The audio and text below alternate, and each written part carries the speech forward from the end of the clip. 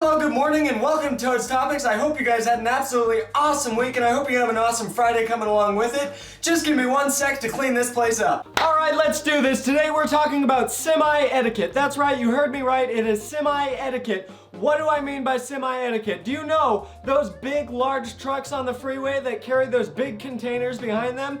Those are semis. Etiquette. Etiquette is what we need to show these semi-drivers.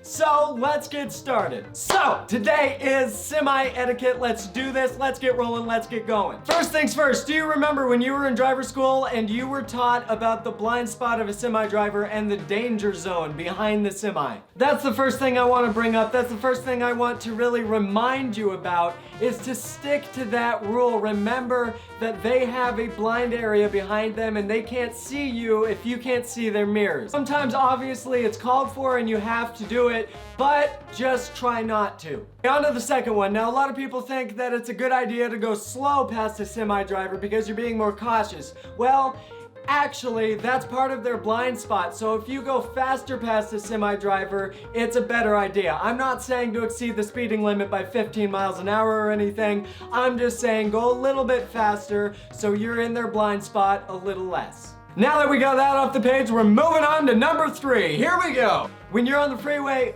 I need water.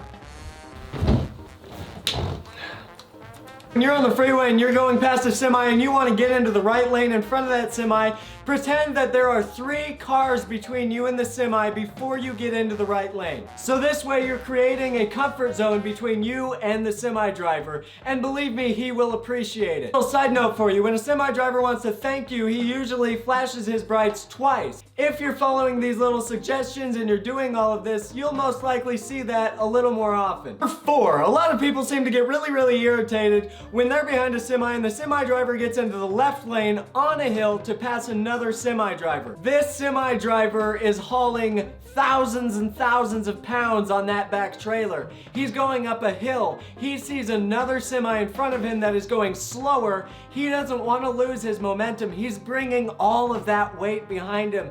He can't lose his momentum, so he gets into the left lane to pass that semi to keep his momentum and to keep going. So next time you see a semi driver doing that, don't curse at him. Please don't call him a dumbass, because he's just trying to get up the hill without losing his momentum. And another thing, when a semi driver doesn't honk his horn when you do the old movement, it doesn't mean that they don't like you. Horns are only supposed to be used in emergencies, and that applies to us as much as it applies to them, except they get in trouble when they get caught doing it when it's not in an emergency. In fact, it says it right here in the driver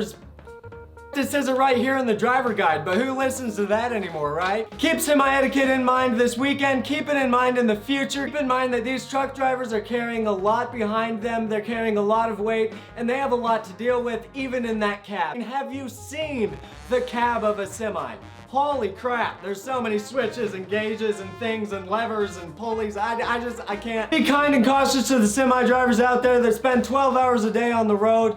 Be nice to them, be respectful to them, have an absolutely awesome weekend. Live on and be strong, people, and I'll see you Monday.